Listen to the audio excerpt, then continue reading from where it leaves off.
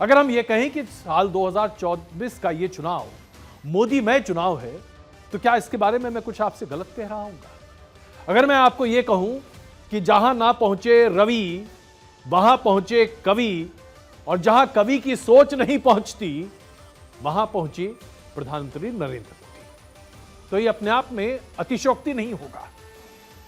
वो इसलिए क्योंकि आप रैलियां दर रैलियां, रोड शो दर रोड शो, तमाम तस्वीरों को देखिए जो अभी हम आपके सामने दिखाने जा रहे हैं। और यहां तक कि चुनाव के इस पूरे प्रचार के शोर को खत्म होने के बाद भी आज पूरे देश में एक ही तस्वीर आपको सब जगह दिखाई देती है, और वो तस्वीर है प्रधानमंत्री नरेंद्र मोदी की ध्यान की तस्वीर, जो विवेकानंद रॉक मेमोरियल पर बीते 24 घंटे से आपके सामने प्रस्तुत है।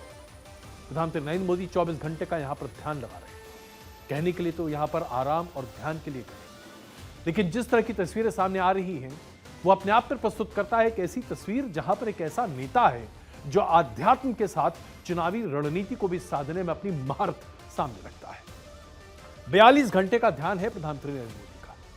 76 दिनों के चुनाव प्रचार के थमने के बाद जहां तमाम नेता विदेश में ठंडे मौसम में हवा लूटने जाते हैं, भाई कुछ एक ऐसे नेता हैं जो कि क्रूज पर गए हुए हैं साहब, और वहां पर विदेश में इटली में घूम रहे हैं और रोम में दिन बिता रहे हैं। उसके मुकाबले आप देखिए, एक योगी है जो आज विवेकानंद रॉक पर आराम करने के बजाय ध्यान कर रहा है, और यह है प्रधानमंत्री नरेंद्र मोदी। जाहिर सी बात है, अगर हम लोकप्रियता की बात करें तो आज लोकप्रियता में प्रधानमंत्री नरेंद्र मोदी के बराबर देश का कोई भी नेता सामने खड़ा नहीं होता है साहब। और क्यों नहीं खड़ा होता है, इसके आंकड़े क्या है, यह आपके सामने प्रस्तुत करते हैं। ऑनलाइन सर्च इंजन गूगल, हम सब इसका इस्तेमाल करते हैं कोई भी चीज ढूंढनी हो तो। इसमें ट्रेंडिंग आंकड़े के आधार पर जो विश्लेषण करने के बाद पता चला, वो हम आपके सामने रख रहे हैं। trends.google.com पर जो डेटा है वो अभी आपके सामने है।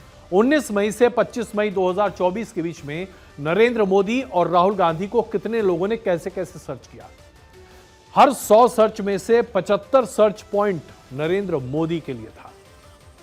हर 100 सर्च में से 33 सर्च पॉइंट ही राहुल गांधी के लिए था।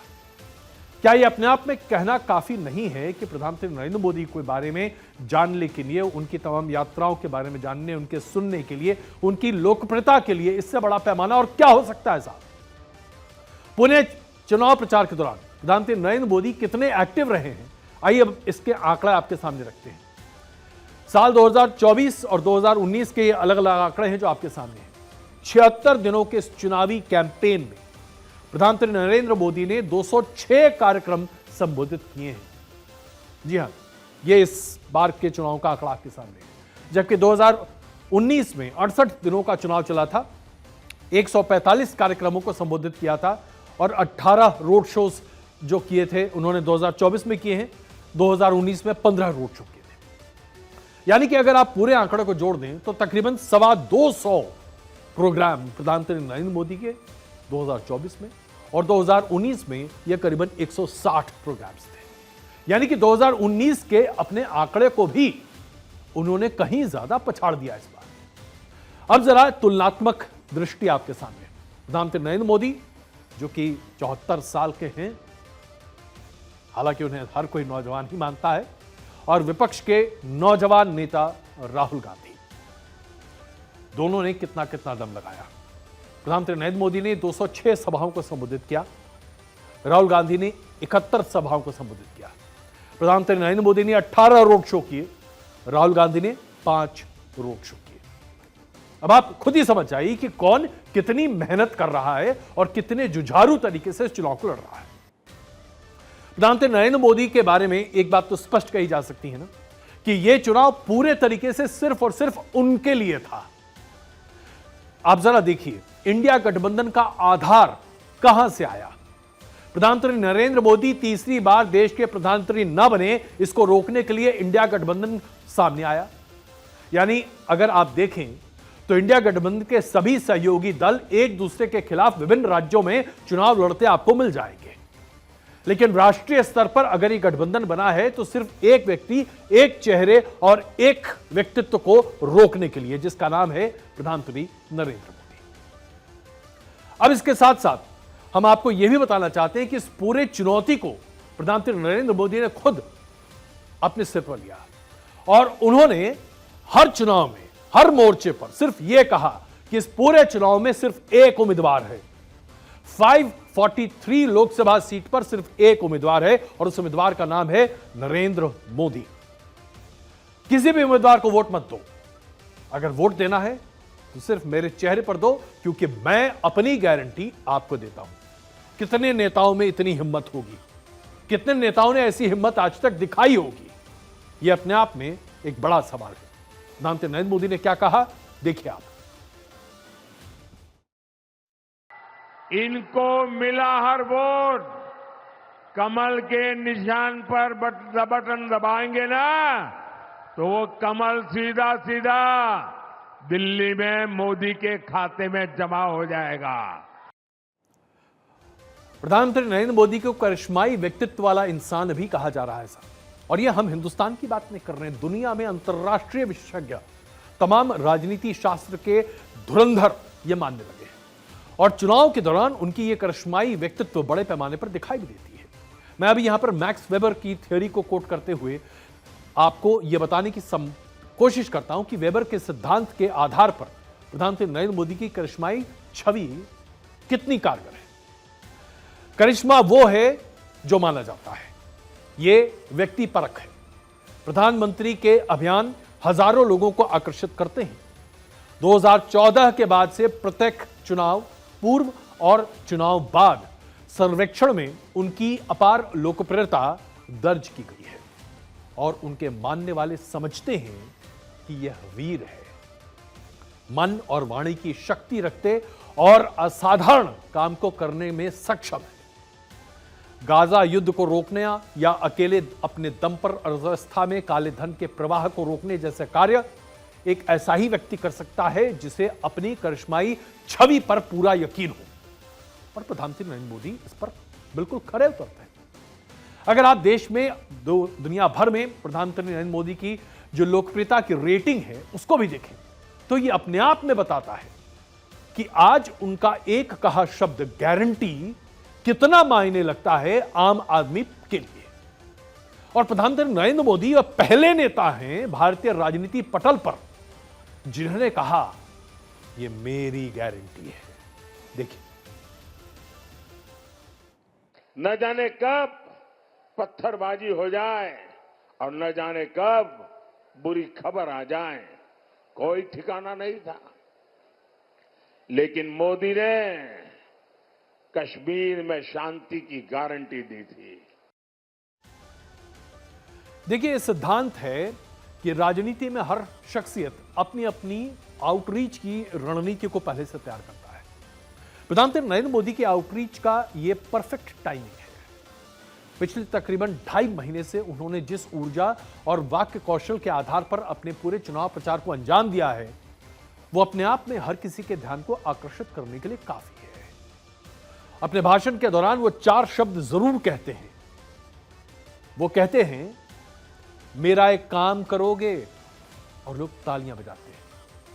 साथ ही वो ये भी कहते हैं कि तमाम देवस्थानों को कैसे जोड़ सकते हैं।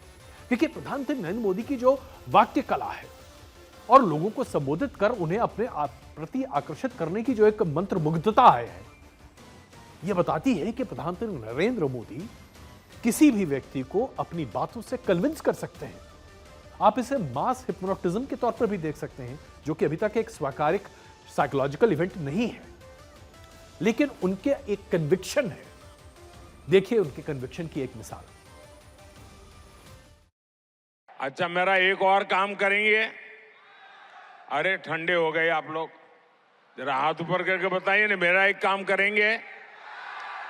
देखिए, यहां से जाने के बाद गांव गांव में जो देवस्थान होते हैं, जो पूजा घर होते हैं, जो तीर्थ स्थान होते हैं, वहां जरूर जाना और मोदी की तरफ से परमात्मा के सामने माथा टेकना।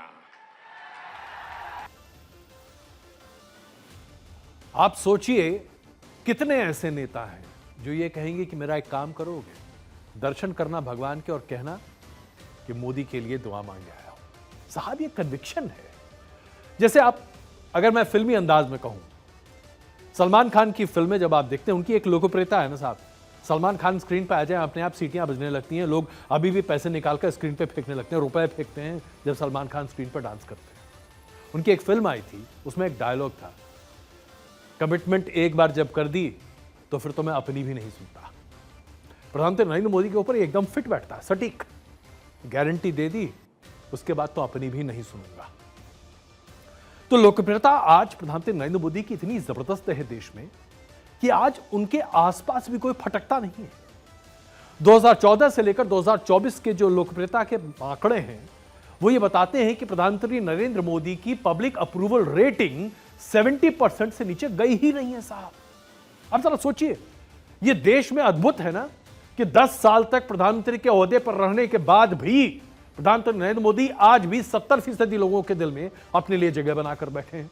वहीं दूसरी तरफ विपक्ष में राहुल गांधी, जो कि 2004 से राजनीति में हैं, आज विपक्ष के सबसे बड़े चेहरे के तौर पर हैं। और अगर विपक्ष को मौका मिलेगा तो शायद राहुल गांधी के प्रधानमंत्री के रास्ते को ही प्रशस्त किया जाएगा। उनकी अप्रूवल रेटिंग 2024 में अब तक सबसे बढ़कर 23% हुई है साहब, जो कि प्रधानमंत्री नरेंद्र मोदी की तुलना में 1/3 से भी कम है। अब आप इसी से समझ जाइए कि प्रधानमंत्री नरेंद्र मोदी का व्यक्तित्व क्या है, उस करिश्माई व्यक्तित्व का प्रभाव क्या है, और यह चुनाव दरअसल किसके लिए लड़ा गया है। यह चुनाव सिर्फ, अगर मैं अंग्रेजी शब्द का इस्तेमाल करूं, either you are with Modi और यू आर अगेंस्ट मोदी। इसके अलावा इस चुनाव का और कोई सार नहीं है साहब। या तो आप प्रधानमंत्री नरेंद्र मोदी के लिए वोट करने गए हैं या उनके लिए चुनाव लड़ रहे हैं, या आप प्रधानमंत्री नरेंद्र मोदी के खिलाफ हैं और उनके लिए वोट नहीं कर रहे हैं। ऐसा चुनाव आज तक हिंदुस्तान में सिर्फ एक बार देखने को मिला, 1977 में। लेकिन उस वक्त ऑप्शन नहीं था, उस वक्त सिर्फ यह था कि इंदिरा गांधी को हटाना है। इमरजेंसी से दुखी जनता ने इंदिरा गांधी को सत्ता से उखाड़ फेंका था। लेकिन आज इस चुनाव में सिर्फ एक नेता, एक चेहरा और एक चरित्र सामने है, Narendra Modi. Either you are with him और यू आर अगेंस्ट हिम।